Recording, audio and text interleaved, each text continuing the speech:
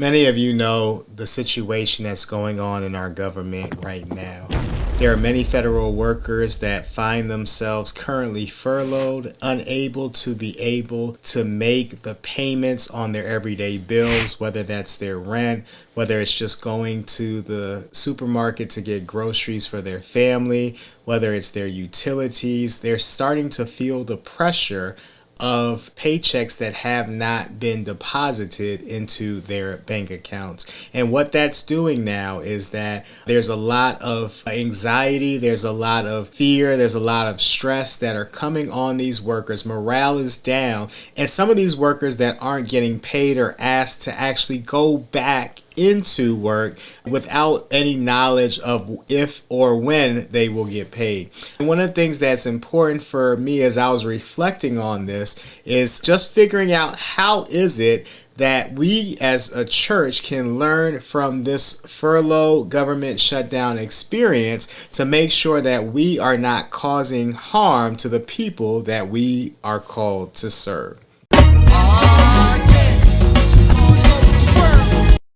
See, one of the things that really stuck out to me is just how detached our leaders are from the people that they call their constituents, that they are called to serve. One of the things that's important for us as leaders, especially in the church, is to make sure that we are not detached from the needs of our people. And one of the ways we see this detachment is that we see both sides blaming the other side. If you look on stations like Fox News, you see them blaming the Democrats. If you look on stations like CNN, you see them blaming the Republicans, and they're going back and forth with all of their talking points, all of their pre-written scripts, and they're saying the same thing, standing in unison and saying that this is a noble fight while people are not able to have the financial resources to take care of themselves or their families. And one of the things that I want us as a church to really recognize is that we have to not allow ourselves to get to the point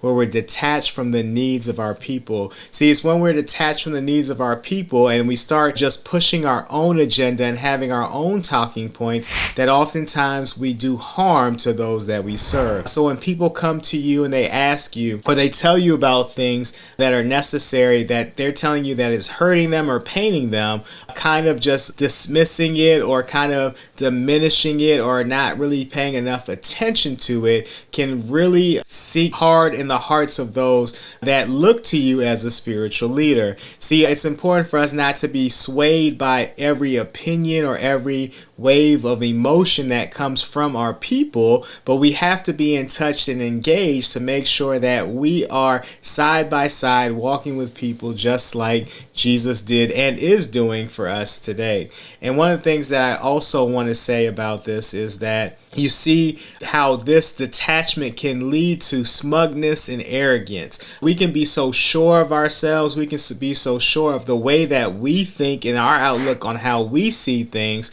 that as we are staying firm in our own ideologies and our own mindsets, what happens is other people are being harmed around us. And so I would just encourage us as a church, if we want to reduce this tragedy that we call church hurt, I would invite you to not be detached from the people that you serve, but make sure that you are listening, make sure that you are willing to hear them out, and that you'll see things and consider how your actions and your dismissal or detachment can negatively affect people's not only relationship with the church that you serve, but also their relationship with Christ. My name is Wale, and this is another edition of Religion and Politics. And if you would like to learn more about how you can prevent church hurt in your churches, I invite you to follow me, like, subscribe, share, hit this notification bell so you can be notified anytime this video comes out. It's been a blessing. I'll see you in the next video. God bless.